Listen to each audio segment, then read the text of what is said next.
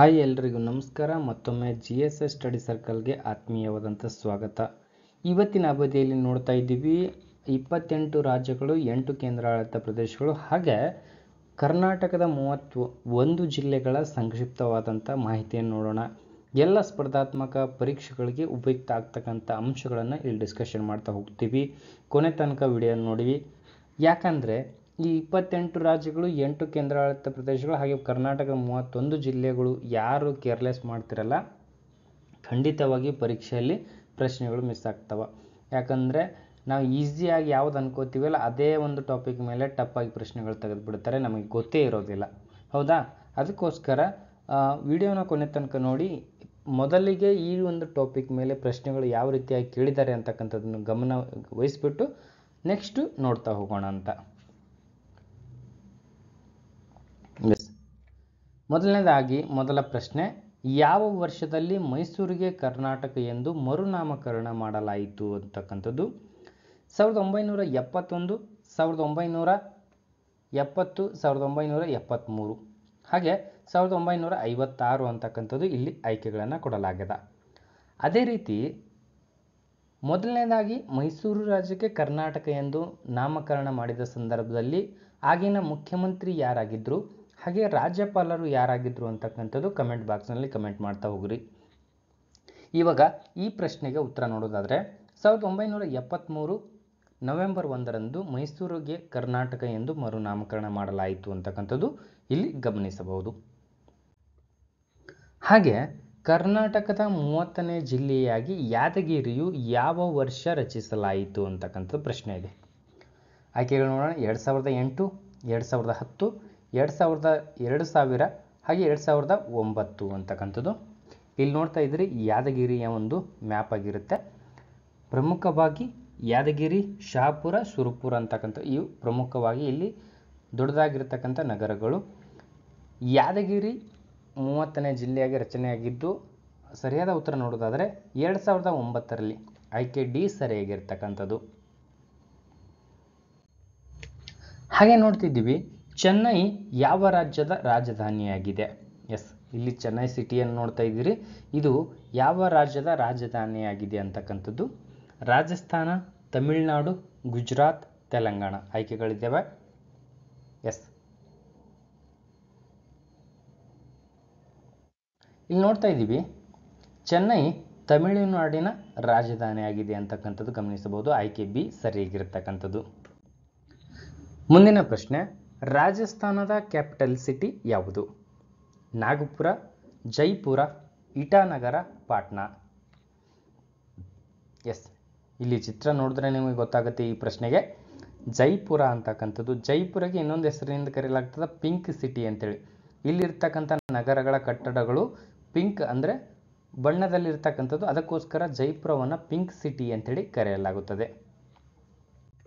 S, ನೋಡೋಣ ಹಳೆಯ ಜಿಲ್ಲೆಗಳನ್ನು, ಕರ್ನಾಟಕದ ಬಗ್ಗೆ ನೋಡ್ತಾ ಇದ್ದೀವಿ. ಹಳೆಯ ಜಿಲ್ಲೆಗಳನ್ನು ವಿಂಗಡಿಸಿ ಹೊಸ ಜಿಲ್ಲೆಗಳನ್ನು ರಚನೆ ಮಾಡಿದ್ರು ಯಾರ ಅವಧಿಯಲ್ಲಿ ಅಂತಕ್ಕಂಥದ್ದು, ಮತ್ತು ಪ್ರಸ್ತುತ ಈ ಸಂದರ್ಭದಲ್ಲಿ ಇನ್ನೊಂದಿಷ್ಟು ಹೊಸದಾಗಿ ಜಿಲ್ಲೆಗಳನ್ನು ನಿರ್ಮಾಣ ಮಾಡೋದಕ್ಕೆ ಬೇಡಿಕೆಗಳನ್ನು ಇರ್ತಕ್ಕಂಥದ್ದು, ಅದು ಕೂಡ ನೋಡ್ತಾ ಹೋಗೋಣ. ಮೊದಲನೇದಾಗಿ ಬೆಂಗಳೂರು ನಗರವನ್ನು ಬೆಂಗಳೂರು ಗ್ರಾಮಾಂತರ ಮತ್ತು ಬೆಂಗಳೂರು ನಗರ ಅಂತೇಳಿ ಈ ವಿಭಾಗ ಮಾಡ್ತಾರೆ. ಬೆಂಗಳೂರಿಗೆ 2 ವಿಭಾಗ ಮಾಡ್ತಾರೆ, ಬೆಂಗಳೂರು ನಗರ ಮತ್ತು ಬೆಂಗಳೂರು ಗ್ರಾಮಾಂತರ ಅಂತೇಳಿ. ಆಗಸ್ಟ್ 15, 1986ರಲ್ಲಿ ಇದನ್ನು ರಚಿಸಲಾಯಿತು. ರಾಮಕೃಷ್ಣ ಹೆಗಡೆಯವರ ಒಂದು ಆಡಳಿತ ಅವಧಿಯಲ್ಲಿ ಅಂತಕ್ಕಂಥದ್ದು ಗಮನಿಸಬಹುದು.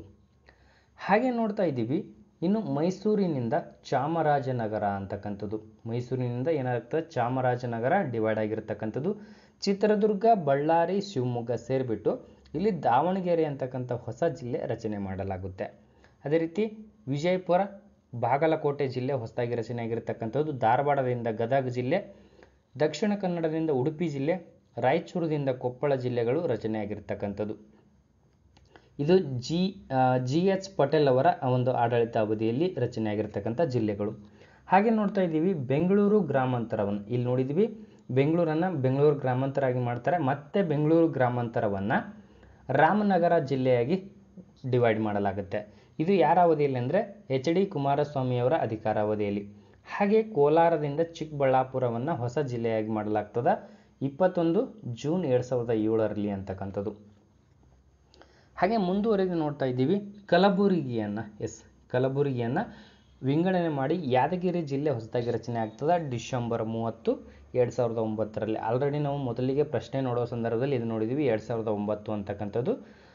ಯಾರ ಆಡಳಿತಾವಧಿಯಲ್ಲಿ ಅಂದರೆ BS ಯಡಿಯೂರಪ್ಪನವರ ಆಡಳಿತಾವಧಿಯಲ್ಲಿ ಅಂತಕ್ಕಂಥದ್ದು ಗಮನಿಸಬಹುದು. ಈ ಇತ್ತೀಚೆಗೆ ಬಳ್ಳಾರಿ ಜಿಲ್ಲೆಯಿಂದ ವಿಜಯನಗರವನ್ನು ಕರ್ನಾಟಕದ 31ನೇ ಜಿಲ್ಲೆಯಾಗಿ ರೂಪಿಸಲಾಯಿತು. ಅದು 18 ನವೆಂಬರ್ 2020ರಲ್ಲಿ ಅಂತಕ್ಕಂಥದ್ದು ಗಮನಿಸಬಹುದು. ಇದಿಷ್ಟು ಹಳೆ ಜಿಲ್ಲೆಯಿಂದ ವಿಂಗಡಣೆ ಮಾಡಿ ಹೊಸ ಜಿಲ್ಲೆಗಳನ್ನು ರೂಪಿಸಲಾಯಿತು. ಪ್ರಸ್ತುತ ಬೇಡಿಕೆಯಲ್ಲಿರ್ತಕ್ಕಂಥದ್ದು ಈ ಭಾಗದಲ್ಲಿದೆ ನೋಡಿ.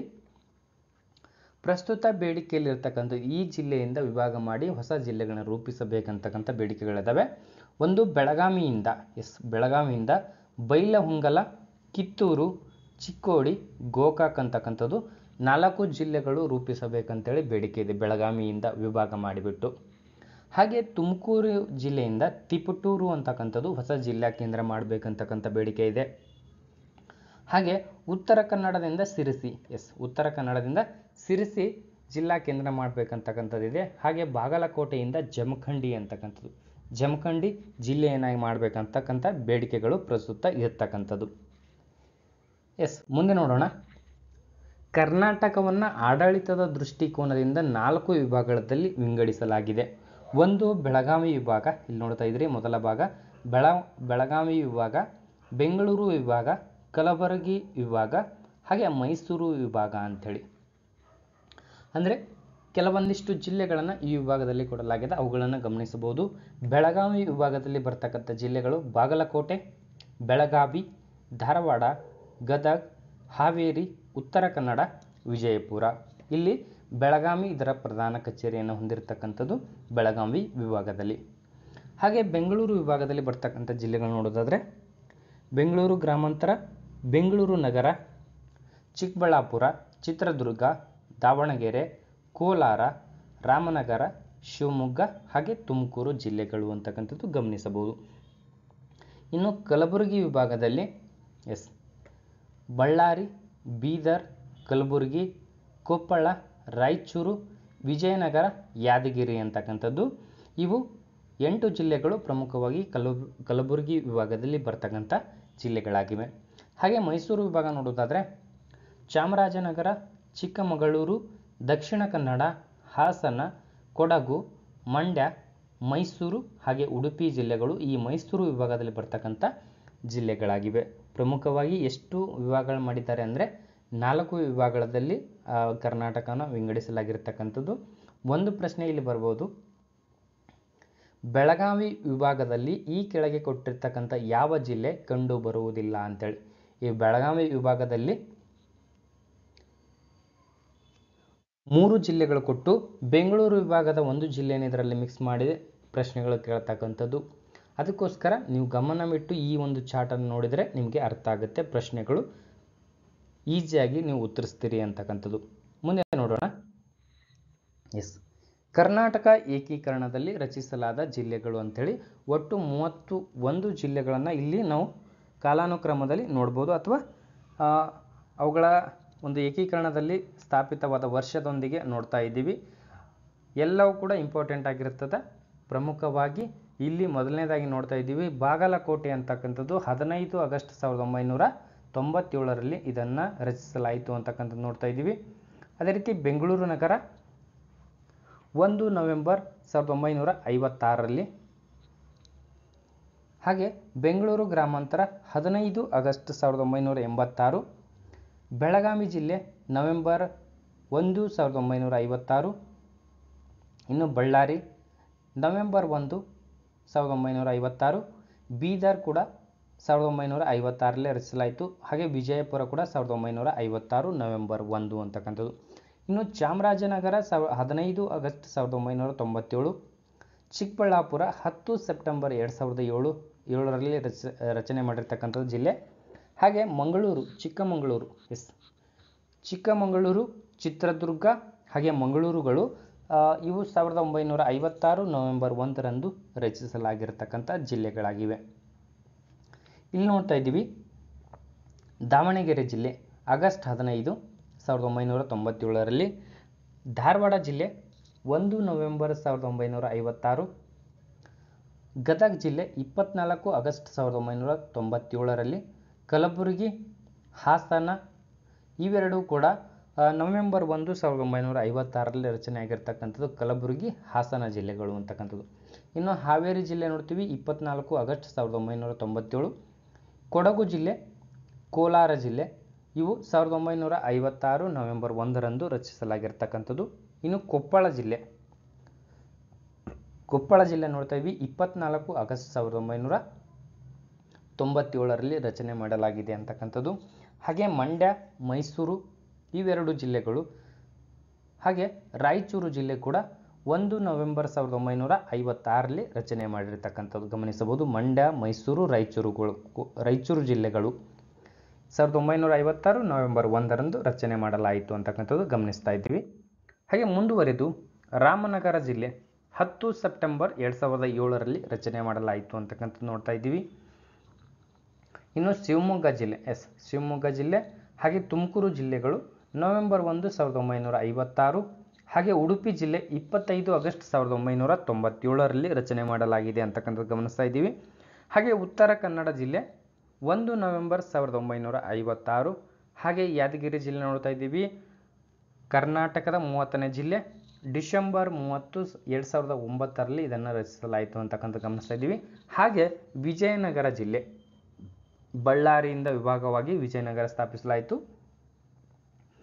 18 ನವೆಂಬರ್ 2020ರಲ್ಲಿ ಈ ಒಂದು ಜಿಲ್ಲೆಯನ್ನು ರಚನೆ ಮಾಡಲಾಯಿತು ಅಂತಕ್ಕಂಥದ್ದು ಗಮನಿಸ್ತಾ ಇದ್ದೀವಿ. ಹಾಗೆ ಮುಂದುವರೆದು ಪ್ರಸ್ತುತ ರಾಜ್ಯಗಳು, ರಾಜಧಾನಿ ಮತ್ತು ಸ್ಥಾಪಿತ ವರ್ಷವನ್ನು ಕ್ವಿಕ್ ಆಗಿ ನೋಡ್ತಾ ಹೋಗೋಣ. ಕೆಲವೊಂದು ಪರೀಕ್ಷೆಗಳಲ್ಲಿ ಡೈರೆಕ್ಟ್ ಪ್ರಶ್ನೆಯನ್ನು ಕೇಳ್ತಕ್ಕಂಥದ್ದು. ಈಗ ಅರುಣಾಚಲ್ ಪ್ರದೇಶದ ರಾಜಧಾನಿ ಯಾವುದು ಅಂತೇಳಿ ಕೊಟ್ಟು 4 ಆಯ್ಕೆಗಳನ್ನು ಕೊಡ್ತಾ ಹೋಗ್ತಾನೆ. ನಾವು ಸ್ವಲ್ಪ ಇವುಗಳನ್ನು ನೋಡಿಕೊಂಡ್ರೆ ಪರೀಕ್ಷೆಯಲ್ಲಿ ಖಂಡಿತವಾಗಿಯೂ ನಾವು ಉತ್ತರಿಸ್ತಿದ್ದೀವಿ. ಮೊದಲು ಹೈಲೈಟ್ ಆಗಿ ನೋಡ್ತಾ ಇದ್ದೀವಿ, ಯಾಕಂದರೆ ಸ್ಪರ್ಧಾತ್ಮಕ ಪರೀಕ್ಷೆಗೆ ಯೂಸ್ಫುಲ್ ಆಗಲಿ ಅನ್ನೋ ದೃಷ್ಟಿಕೋನದಿಂದ. ಬನ್ನಿ, ಮೊದಲನೇದಾಗಿ ಆಂಧ್ರ ಪ್ರದೇಶದ ರಾಜಧಾನಿ ಯಾವುದಾಗಿದೆ? ಅಮರಾವತಿ ಅಂತಕ್ಕಂಥದ್ದು ನವೆಂಬರ್ 1 1956ರಲ್ಲಿ ರಚನೆ ಆಗಿರ್ತಕ್ಕಂಥದ್ದು.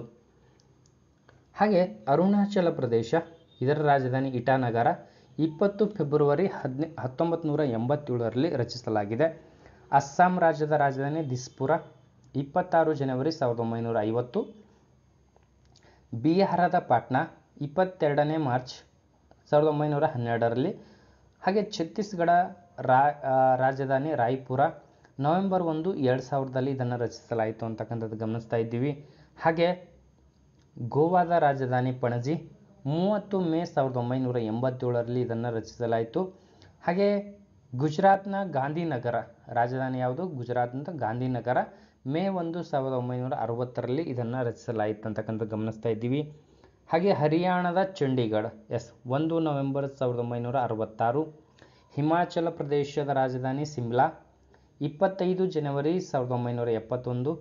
ಹಾಗೆ ಜಾರ್ಖಂಡ್ನ ರಾಜಧಾನಿ ರಾಂಚಿ 15 ನವೆಂಬರ್ 2000ರಲ್ಲಿ ಇದನ್ನು ರಚಿಸಲಾಯಿತು ಅಂತಕ್ಕಂಥದ್ದು ಗಮನಿಸ್ತಾ ಇದ್ದೀವಿ. ಮುಂದುವರೆದು ಕರ್ನಾಟಕದ ರಾಜಧಾನಿ ಬೆಂಗಳೂರು ನವೆಂಬರ್ 1, 1956. ಹಾಗೆ ಕೇರಳದ ರಾಜಧಾನಿ ತಿರುವನಂತಪುರ, ಮಧ್ಯಪ್ರದೇಶದ ರಾಜಧಾನಿ ಭೂಪಾಲ್ ಇವು ಕೂಡ ನವೆಂಬರ್ 1, 1956ರಲ್ಲಿ ಸ್ಥಾಪಿಸಲಾಯಿತು ಅಂತಕ್ಕಂಥದ್ದು. ಹಾಗೆ ಮಹಾರಾಷ್ಟ್ರದ ರಾಜಧಾನಿ ಮುಂಬೈ ಮೇ 1, 1960ರಲ್ಲಿ ರಚನೆ ಮಾಡಲಾಯಿತು. ಮಣಿಪುರದ ರಾಜಧಾನಿ ಇಂಪಾಲ್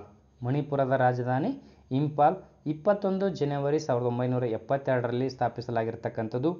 ಮೇಘಾಲಯದ ರಾಜಧಾನಿ ಶಿಲಾಂಗ 1 ಏಪ್ರಿಲ್ 1970. ಹಾಗೆ ಮಿಜೋರಾಂನ ರಾಜಧಾನಿ ಐಜ್ವಾಲ 21 ಜನವರಿ 1972ರಲ್ಲಿ. ಹಾಗೆ ನಾಗಾಲ್ಯಾಂಡದ ರಾಜಧಾನಿ ಕೊಹಿಮಾ 30 ನವೆಂಬರ್ 1963. ಹಾಗೆ ಒಡಿಶಾದ ರಾಜಧಾನಿ ಭುವನೇಶ್ವರ ಏಪ್ರಿಲ್ 1, 1936ರಲ್ಲಿ ಸ್ಥಾಪಿಸಲಾಗಿರ್ತಕ್ಕಂಥ ರಾಜ್ಯ. ಪಂಜಾಬ್ನ ರಾಜಧಾನಿ ಚಂಡೀಗಢ 1 ನವೆಂಬರ್ 1946ರಲ್ಲಿ ಸ್ಥಾಪಿಸಲಾಗಿರ್ತಕ್ಕಂಥದ್ದು. ಹಾಗೆ ರಾಜಸ್ಥಾನದ ರಾಜಧಾನಿ ಜೈಪುರ 30 ಮಾರ್ಚ್ 1949ರಲ್ಲಿ. ಹಾಗೆ ನೋಡ್ತಾ ಇದ್ದೀವಿ ಸಿಕ್ಕಿಂನ ರಾಜಧಾನಿ ಗ್ಯಾಂಗ್ಟಾಕ್ 16 ಮೇ 1975ರಲ್ಲಿ ರಚನೆ ಮಾಡಲಾಯಿತು ಅಂತಕ್ಕಂಥದ್ದು ಗಮನಿಸ್ತಾ ಇದ್ದೀವಿ. ಮುಂದುವರೆದು ನೋಡ್ತಾ ಇದ್ದೀವಿ ತಮಿಳುನಾಡಿನ ರಾಜಧಾನಿ ಚೆನ್ನೈ ನವೆಂಬರ್ 1, 1956. ತೆಲಂಗಾಣದ ರಾಜಧಾನಿ ಹೈದರಾಬಾದ್ 2ನೇ ಜೂನ್ 2014ರಲ್ಲಿ. ತ್ರಿಪುರಾದ ರಾಜಧಾನಿ ಅಗರತಲಾ 21 ಜನವರಿ 1972ರಲ್ಲಿ ಸ್ಥಾಪಿಸಲಾಯಿತು. ಹಾಗೆ ಉತ್ತರ ಪ್ರದೇಶದ ರಾಜಧಾನಿ ಲಕ್ನೋ 24 ಜನವರಿ 1950. ಉತ್ತರಾಖಂಡದ ರಾಜಧಾನಿ ಡೆಹ್ರಾಡೂನ್ ನವೆಂಬರ್ 9, 2000ರಲ್ಲಿ ರಚಿಸಲಾಯಿತು. ಹಾಗೆ ಪಶ್ಚಿಮ ಬಂಗಾಳದ ಕೋಲ್ಕತ್ತಾ 15 ಆಗಸ್ಟ್ 1947ರಲ್ಲಿ ಇದನ್ನು ಸ್ಥಾಪಿಸಲಾಯಿತು ಅಥವಾ ರಚಿಸಲಾಯಿತು ಅಂತಕ್ಕಂಥದ್ದು ಗಮನಿಸ್ತಾ ಇದ್ದೀವಿ. ಇದು 28 ರಾಜ್ಯಗಳ ಕ್ವಿಕ್ ಆಗಿ ರಿವಿಷನ್ ಮಾಡ್ತಾ ಇದೆ. ರಾಜ್ಯಗಳು ಮತ್ತು ರಾಜಧಾನಿ ಇಂಪಾರ್ಟೆಂಟ್ ಆಗಿರ್ತದೆ, ಹೊಂದಿಸಿ ಬರೆಯೋ ರೂಪದಲ್ಲಿ ಕೇಳತಕ್ಕಂಥದ್ದು ಜಾಸ್ತಿ ಆಗಿರ್ತದೆ. ಇನ್ನು ಕೆಲವೊಂದು ಸ್ಪರ್ಧಾತ್ಮಕ ಪರೀಕ್ಷೆ ಡೈರೆಕ್ಟ್ ಆಗಿ ಪ್ರಶ್ನೆ, ಈಗ ಉತ್ತರ ಪ್ರದೇಶದ ರಾಜಧಾನಿ ಯಾವುದು ಅಂತೇಳಿ ಈ ರೀತಿಯೂ ಕೇಳಬಹುದು. ಮುಂದುವರೆದು ನೋಡ್ತಾ ಇದ್ದೀವಿ 8 ಕೇಂದ್ರಾಡಳಿತ ಪ್ರದೇಶಗಳು ಅಂತಕ್ಕಂಥದ್ದು. ಅಂಡಮಾನ್ ಮತ್ತು ನಿಕೋಬಾರ್ ದ್ವೀಪದ ರಾಜಧಾನಿ ಯಾವುದಂತ ಕೇಳತಕ್ಕಂಥದ್ದು. ಇಲ್ಲಿ ಅಂಡಮಾನ್ ಮತ್ತು ನಿಕೋಬಾರದ ರಾಜಧಾನಿ ಪೋರ್ಟ್ ಬ್ಲೇರ್ ಅಂತಕ್ಕಂಥದ್ದು 1 ನವೆಂಬರ್ 1956ರಲ್ಲಿ ರಚನೆ ಮಾಡಲಾಗಿದೆ. ರಾಜ್ಯಗಳ ಮರುಸಂಘಟನೆ ಕಾಯ್ದೆ ಇಲ್ಲಿ ನೋಡ್ತಾ ಇದ್ದೀರಿ, ರಾಜ್ಯಗಳ ಮರುಸಂಘಟನೆ ಕಾಯ್ದೆ 1956ರಿಂದ ಇದನ್ನು ಸ್ಥಾಪಿಸಲಾಯಿತು ಅಂತಕ್ಕಂಥದ್ದು ಗಮನಿಸ್ತಾ ಇದ್ದೀವಿ. ಹಾಗೆ ಮುಂದುವರೆದು ಚಂಡೀಗಢದ ರಾಜಧಾನಿ ಚಂಡೀಗಢನೇ ಆಗಿರುತ್ತೆ. 1966ರಲ್ಲಿ ನವೆಂಬರ್ 1ರಂದು ಇದನ್ನು ಸ್ಥಾಪಿಸಲಾಯಿತು. ಪಂಜಾಬ್ ಮರುಸಂಘಟನಾ ಕಾಯ್ದೆ 1966ರಿಂದ ಇದನ್ನು ಸ್ಥಾಪಿಸಲಾಯಿತು ಅಂತಕ್ಕಂಥದ್ದು. ಇನ್ನು ದಾದ್ರಾ ಮತ್ತು ನಗರ ಹವೇಲಿ ಹಾಗೆ ದಮನ್ ಮತ್ತು ದಿಯು ಅಂತಕ್ಕಂಥದ್ದು 26 ಜನವರಿ 2020ರಲ್ಲಿ ಇದನ್ನು ವಿಲೀನ ಮಾಡುವುದರ ಮೂಲಕ ಇದರ ರಾಜಧಾನಿ ಯಾವುದಾಗಿರುತ್ತೆ, ದಮನ್ ಆಗಿರುತ್ತೆ. ದಾದ್ರಾ ಮತ್ತು ನಗರ ಹವೇಲಿ ಮತ್ತು ದಮನ್ ಮತ್ತು ದಿಯು ಅಂತಕ್ಕಂಥದ್ದು ಕೇಂದ್ರಾಡಳಿತ ಪ್ರದೇಶಗಳೇನು ಮಾಡಿದ್ರು, ವಿಲೀನ ಮಾಡಿ ಕಾಯ್ದೆ 2009ರಿಂದ ಇದನ್ನು ಸ್ಥಾಪಿಸಲಾಯಿತು ಅಂತಕ್ಕಂಥದ್ದು. ಹಾಗೆ ದೆಹಲಿಯ ರಾಜಧಾನಿ ನವದೆಹಲಿಯಾಗಿರುತ್ತೆ. ಇದು ನವೆಂಬರ್ 1, 1956ರಲ್ಲಿ ಸ್ಥಾಪಿಸಲಾಯಿತು. ಹಾಗೆ ಜಮ್ಮು ಕಾಶ್ಮೀರ ಮತ್ತು ಲಡಾಖ್ ಅಂತಕ್ಕಂಥದ್ದು 31 ಅಕ್ಟೋಬರ್ 2019ರ ಕಾಯ್ದೆ ಅನುಸಾರ. ಜಮ್ಮು ಕಾಶ್ಮೀರದ ರಾಜಧಾನಿ ಶ್ರೀನಗರ ಬೇಸಿಗೆಯಲ್ಲಾದರೆ ಜಮ್ಮು ಮತ್ತು ಇದು ಚಳಿಗಾಲದ ರಾಜಧಾನಿಯಾಗಿರುತ್ತೆ. ಜಮ್ಮು ಕಾಶ್ಮೀರದ ಮರುಸಂಘಟನೆ ಕಾಯ್ದೆ 2019ರಿಂದ ಇದನ್ನು ಸ್ಥಾಪಿಸಲಾಯಿತು ಅಂತಕ್ಕಂಥದ್ದು ಗಮನಿಸ್ತಾ ಇದ್ದೀವಿ. ಹಾಗೆ ಲಡಾಖ್ನ ರಾಜಧಾನಿ ಲೇಹ್ ಬೇಸಿಗೆಯ ರಾಜಧಾನಿ ಆದರೆ ಕಾರ್ಗಿಲ್ ಅಂತಕ್ಕಂಥದ್ದು ಚಳಿಗಾಲದ ರಾಜಧಾನಿ ಆಗಿರುತ್ತೆ. ಇದು ಜಮ್ಮು ಮತ್ತು ಕಾಶ್ಮೀರದ ಮರುಸಂಘಟನಾ ಕಾಯ್ದೆ 2019ರಿಂದ ಸ್ಥಾಪಿಸಲಾಯಿತು ಅಂತಕ್ಕಂಥದ್ದು ಗಮನಿಸ್ತಾ ಇದ್ದೀವಿ. ಇನ್ನು ಲಕ್ಷದ್ವೀಪದ ರಾಜಧಾನಿ ಕವರಟ್ಟಿ ಆಗಿರುತ್ತೆ. 1 ನವೆಂಬರ್ 1956ರಲ್ಲಿ ಇದನ್ನು ಸ್ಥಾಪಿಸಲಾಯಿತು. ರಾಜ್ಯ ಮರುಸಂಘಟನಾ ಕಾಯ್ದೆ 1956ರಿಂದ ಸ್ಥಾಪಿಸಲಾಯಿತು ಅಂತಕ್ಕಂಥ ಗಮನಿಸ್ತಾ ಇದ್ದೀವಿ. ಹಾಗೆ ಪುದುಚೇರಿಯ ರಾಜಧಾನಿ ಪಾಂಡಿಚೇರಿ ಆಗಿರುತ್ತೆ. ಇದು 1 ನವೆಂಬರ್ 1954ರಲ್ಲಿ.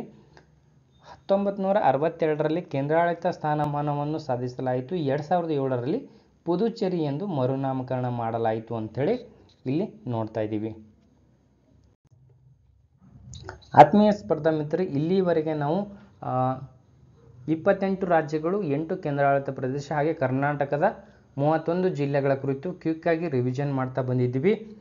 ಇವೆಲ್ಲವೂ ನಿಮ್ಮ ಸ್ಪರ್ಧಾತ್ಮಕ ಪರೀಕ್ಷೆಗಳು ಯೂಸ್ಫುಲ್ ಆಗಲಿ ಅಂತಕ್ಕಂಥ ನಮ್ಮ ಹಾರೈಕೆಯೊಂದಿಗೆ ಅಭ್ಯಾಸವನ್ನು ಕಂಟಿನ್ಯೂ ಆಗಿ ಮಾಡ್ತಾ ಹೋಗ್ರಿ. ನಿಮ್ಮ ಪರೀಕ್ಷೆಯಲ್ಲಿ ನೀವು ಯಶಸ್ವಿ ಆಗಲಿ ಅಂತ ನಮ್ಮ ಹಾರೈಕೆಯೊಂದಿಗೆ ಈ ಕ್ಲಾಸನ್ನು ಮುಗಿಸ್ತಾ ಇದ್ದೀವಿ. ಕೊನೆ ತನಕ ನೋಡಿದ್ದಕ್ಕೆ ತಮ್ಮೆಲ್ಲರಿಗೂ ಧನ್ಯವಾದಗಳು.